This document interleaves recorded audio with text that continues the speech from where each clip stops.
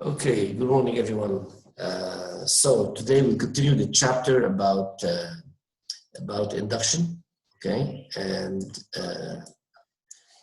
we'll try to see several ideas. But let me remind you first what we are talking about here. So once again, the idea is that who is connected to what? We have seen in Gauss's law that the charge gives electric field. We have seen in Ampere's law that the current gives a magnetic field, and now what we're studying is that what are the conditions for which the electric field or the current or the magnetic field will give a current or electric field or electric potential. Okay, so this is described by Faraday's law. I mentioned yesterday at the time is that that's the formula for the electromotive force. Basically, it is like a battery. Okay, electromotive force is a battery, but in this case, it's a virtual battery, not a real physical battery. Okay, which is equal, the amplitude is equal to the number of turns in the loop where you are generating the magnetic flux. Okay, and what's proportional to it? It's proportional to the magnetic flux time behavior, or delta phi b over delta t, which is phi b is the time at time 2 minus time at time 1. Yes. Sorry. على mute. Okay. So that's the whole idea. Is that now I have a phi b, which is basically, I remind you, is equal to b multiplied by a multiplied by cosine theta. That's b. So basically, any time variation of the magnetic flux, which is either B, the amplitude, or the area A, or theta, will lead to basically an electromotive force E, and thus act once again as a battery to the system. Okay, so this was the amplitude. So here I remind you that what we took is that it's the absolute value of this minus n delta phi b over delta t. Now the reason why I put n is that the minus n is because that's the general formula for it. Okay. But what we said is that first we'll deal with the amplitude, and then we'll deal with the direction. And the direction of the electromotive force is set by what we call Lenz's law. All right, and Lenz's law, what tells you is that the current will come to oppose the change. Okay.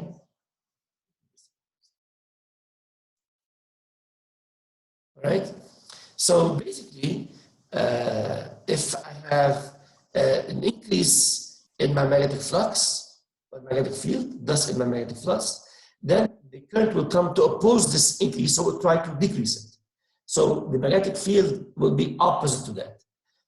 However, if the magnetic flux is decreasing, the current or the induced magnetic field will come to oppose it, and that thus will come in addition to it.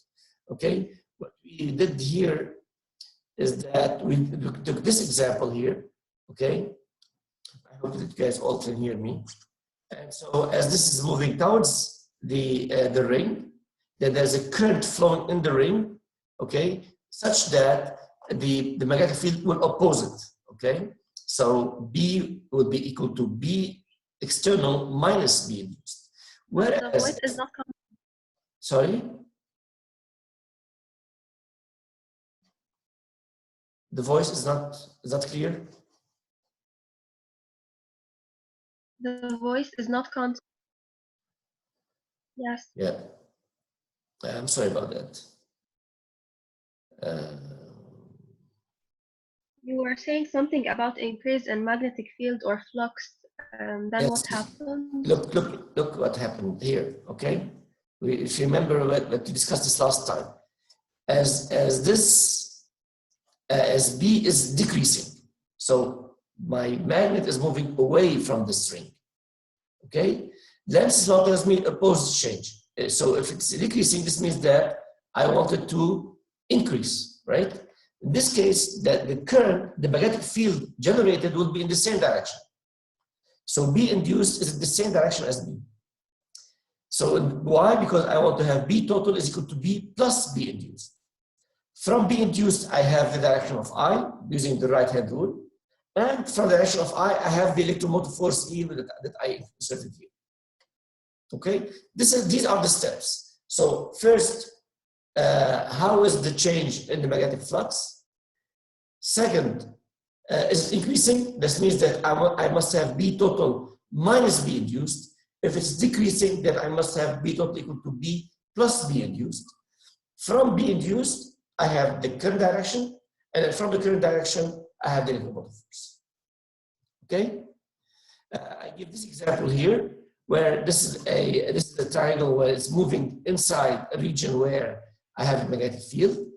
As I said last time, is that in this case, my flux is increasing because the region where the magnetic field is increasing. So phi B is increasing. Let's go to oppose the change, so it wants to decrease. So if the main magnetic field is into the page, then the induced magnetic field will be up the page. Okay. If it's up the page, then my B total will be B minus B induced. Okay? And from up the page, I have the direction of the current, which is counterclockwise. And from the direction of the current, I get the electromotive force. I hope that this issue is clear. And I hope that you are able to hear me. Okay? Now, in this case, in this example here, if I have a rigid circular metal loop, for example, begins at rest in a uniform magnetic field, and then it moves to the right. And the question is, what is the direction of the current, if any, the current induced within this loop? Well, since this loop remains inside the magnetic field, as long as it's inside the magnetic field, even though the magnetic field might be large or the loop will be moving at some arbitrary velocity, then I have no change in the magnetic flux. Okay? The magnetic flux is the same, and consequently, I have no current which is induced in my loop.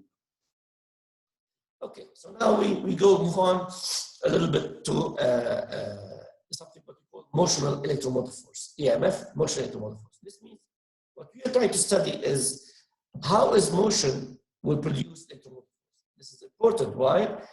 Because if you have, for example, a dam and you have water flowing, the idea is that from this flow of water, how would I produce electromotive force? Basically, or from a wind turbine, from wind energy, how do I produce also electromotive force? Okay, so this is quite important.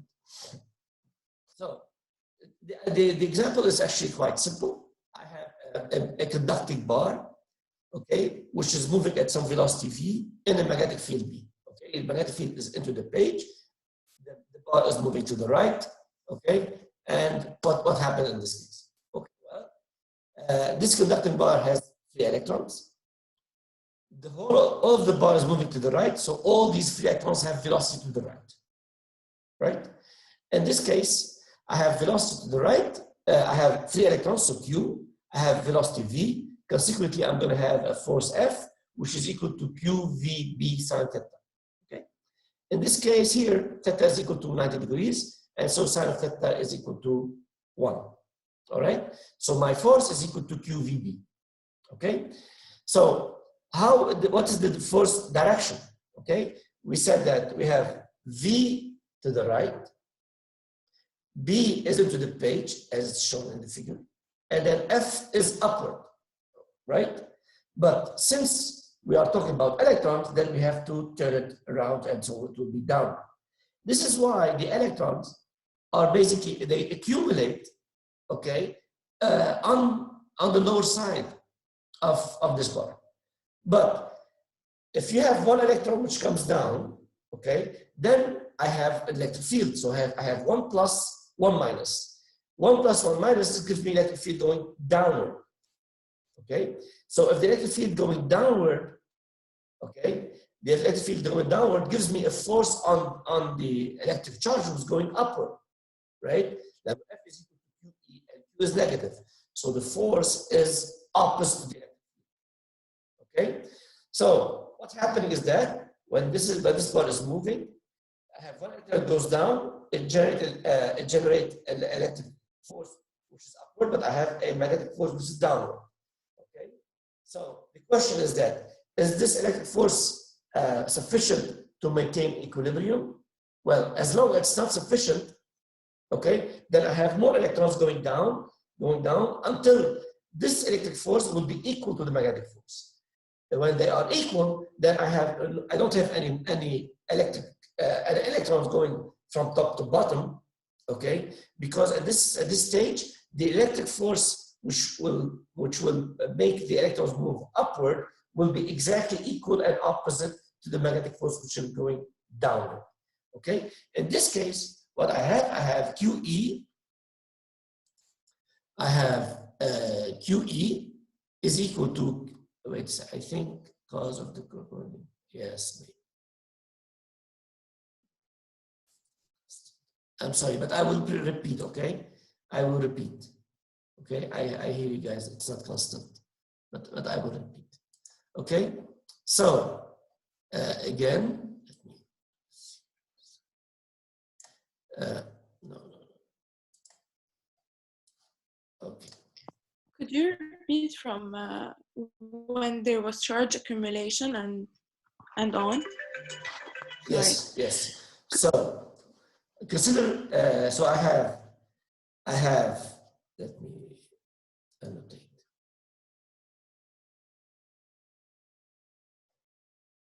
Okay, I have conducting a conducting bar, so I have Q. It's moving to the right, so I have V.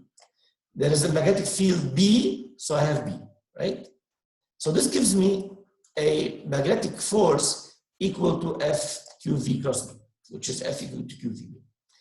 But once the electron moves down, okay, they will make, so basically there I have accumulation of charges, negative charges on the bottom, and excess of positive charges on the top. So this gives me electric field which is going downward. That's my electric field. Okay, this is my E. Okay, if I have electric field going downward, then this means that the force acting on the electron is upward.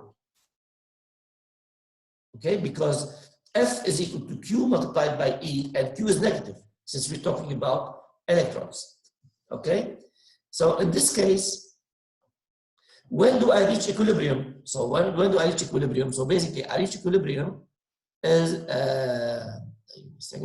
I reach equilibrium when the electrostatic force is equal to the magnetic force. Okay, and this gives me electric field. This gives me electric field E.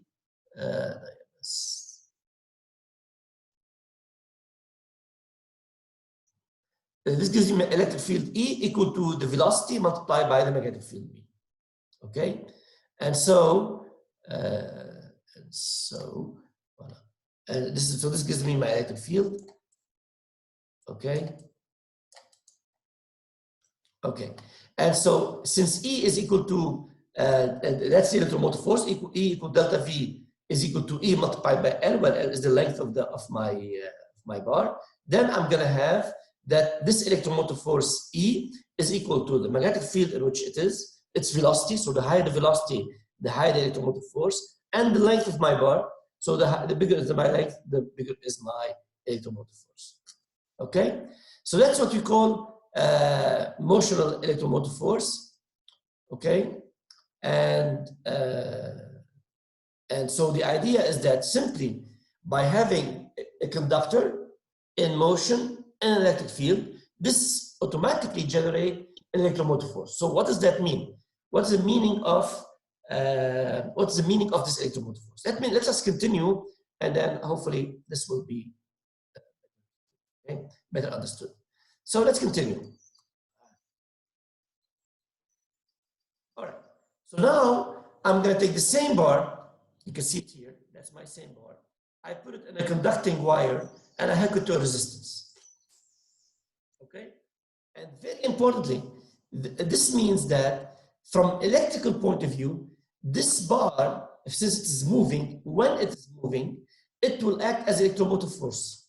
Okay. So this bar, this is the equivalent circuit of this is basically a resistance hooked to electromotive force. And the question is, what is this electromotive force? And second is, what's the direction of this electromotive force? Is it negative plus or plus negative? Okay. So concerning the amplitude first. Well, let's try to use Faraday's law. as this is moving to the right, okay, as this is moving to the right, okay, as this is moving to the right like this, the velocity, okay, then my flux phi b is equal to BA cosine theta, cosine theta. Theta is equal to 0, so cosine theta is equal to 1. And so I have my flux phi b, okay, is equal to B multiplied by A, okay? And what's A? A is the length L multiplied by X, so equal to L multiplied by delta X, okay? Now, this what we want is the change in the magnetic flux with this time, so I have a BL delta X, so the change in the X direction divided by delta T, and this delta X over delta T gives me basically my velocity V. Okay, so you can see here, first is that we obtained the same formula as using simple forces. Okay, let me see if I go back. Remember, this is the amplitude is equal to BLV. Okay, and this was the amplitude when we use the forces. Okay. This. Okay, the amplitude E is equal to B. All right. So consequently, consequently, I have now the amplitude of my electromotive force. Okay. So this is in volt. It can be 5 volt, it can be 12 volt, it can be 2.3 volt, whatever. So this is the number of volts. Now let's look at whether the direction of this electromotive force. Once again, we're going to start with the magnetic field. From the magnetic field, we're going to go to the current, and then from the current to the electromotive force. Okay. So again, the bar is moving to the right, so my flux is increasing. If it increases, then the lens law tells me it should be decreasing. Consequently, my B induced should be up the page, since B total, B external is into the page. So if my B is used as up the page, then my current is counterclockwise. If my current is counterclockwise, then my electromotive force would be minus plus in this case. Okay, so I hope you understood. So this way of basically dealing with this problem. So now I know the amplitude of my electromotive force. I know the direction. I can determine I is equal to E divided by R. Okay, I is equal to E divided by R, and so now I have most of what I want basically. Let me just erase a few things here. All right. All right. Okay. Do you have questions? Are you able to hear me or hardly? Okay. I think that silence gives consent, so I'm going to continue. So basically now, the change in the magnetic flux, okay, is felt in as a electromotive force, basically as if it is a battery. I repeat that the equivalent of the left-hand picture is the right-hand picture. So basically, for the resistance, as if I have put a battery, a real battery. Okay, it doesn't care how the electromotive is generated. Okay, it is for it there's a battery equal to E, and there is a current I equal to E divided by R. All right.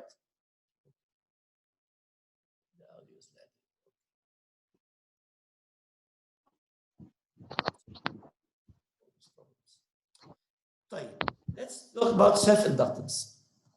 So now, assume that I have a very simple setup. Okay, very simple setup, which is formed of a battery E, a resistance R, and a switch S. Okay. So when the switch closes, my current I was 0, and it will reach when it reach E over R. But during the time between 0 and E over R, my current has increased, right? If my current has increased, then in my loop, and there's a loop here, okay? I'm gonna have a magnetic flux is increasing, because remember, each current generates a magnetic field. Okay, so as soon as you have a current, you have a magnetic field, right? We agreed on that. In the same way, as soon as you have a charge, you have electric field. So current, magnetic field, charge, electric field. Okay, so now what's going to happen in this loop here? What's going to happen is that my I is increasing. Consequently, my magnetic field is increasing in the loop, and thus my magnetic flux is increasing. Okay. Consequently, we know that in this case, Faraday's law tells me that Faraday and Lenz's law tells me that I'm gonna generate an electromotive force only during the switch is closing or the switch is opening, which is gonna oppose the change, and thus it will give me another battery, which is called a virtual battery, okay, which will basically try to oppose the change. All right. So let's try to see what happened in reality. So if I have a solenoid such as this one here, and my current I is constant, okay, then in this solenoid I have a magnetic field. So this is I, this is B, okay. I have a magnetic field B, and it will just simply generate a magnetic field B. But if I is increasing, okay, then in this case it will this solenoid will act to generate magnetic flux. So magnetic flux is increasing, and it will the solenoid will act to give a electromotive force which will oppose the change. Oppose the change. This means that, as you can see, that my current I induced will be opposite to the I increasing. Okay, and so my B was like this, and my B induced will be in the opposite direction. In this case, this solenoid acted as a battery, okay? And the direction of this battery is set by whether my I is increasing or my I is decreasing. Let's move on to C. To C, my I is decreasing. I is decreasing, and it's going, the current is going like this, and my B is going like that. So if I is decreasing, then the electromotive force will come to oppose the change, so it wants it to increase. If it wants it to increase, then my current I, which is generated in this loop, will be in the same direction as my I, which is decreasing. Okay? Once again, this solenoid will act like a battery. So for the circuit, it's a battery. But it's a battery which will only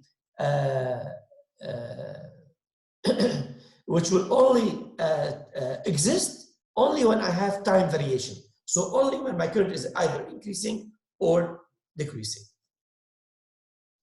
So in order for us to understand, let me see. In order for us to give it a number, okay, for this capacity of generating electromotive force, we are going to define what we call self-inductance or simply inductance. Okay, the inductance with a sign as shown here at the bottom of the image, okay, is like a solenoid. Okay, the definition is L is equal to N, which is the number of turns in your solenoid, multiplied by magnetic flux in one solenoid in one area, so VA cosine theta, divided by my current I. Okay, but what we said is that this inductor L, when my current is constant, does not play any role. So my current must be changing so that my L could play the role of a battery. So yes, any component, okay, according to the definition in blue, L equal N phi B divided by I. Any component will have an L, okay, and we will see just a few minutes what is this L equal to for, let's say, for a solenoid.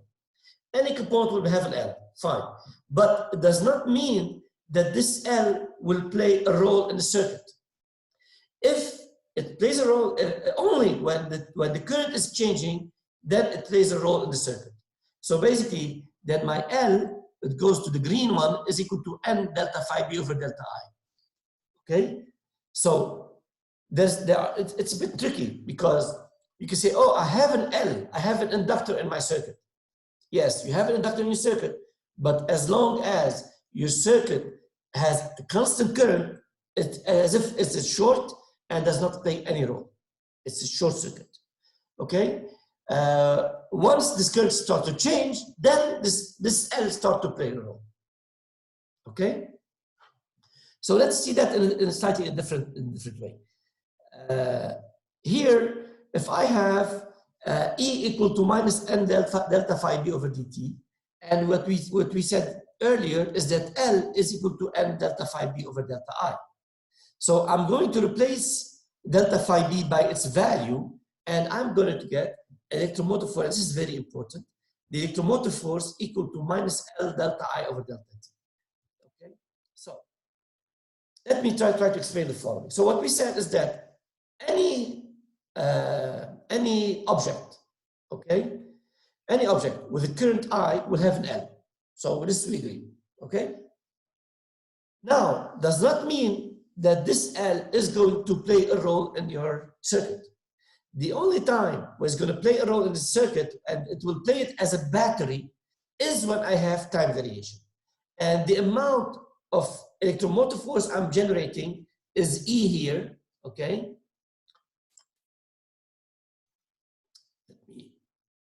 Is this E, that's my back, what we call back electromotive force, okay? This E is equal to minus L, so this is my, what this inductance is going to, the property of the inductance, multiplied by delta I over delta T. Clearly, if I is constant, this means delta I over delta T is equal to 0, and consequently my E is exactly equal to 0, even though I have an L, right? So this is a very important equation here because it tells you when my inductor will play a role, okay? My inductor is always there, but it will play a role only when I have delta I over delta T different from 0, okay? So this is quite important to understand. So phi b is proportional to B, which is proportional to I. Because we define inductance by E equal to minus L delta phi. So basically, I am going to repeat myself in case there are some problems in hearing me. So the blue equation, L n equal n phi b over I, gives you the inductance of any component. Okay. Then, if you go to the red equation, E equal to minus L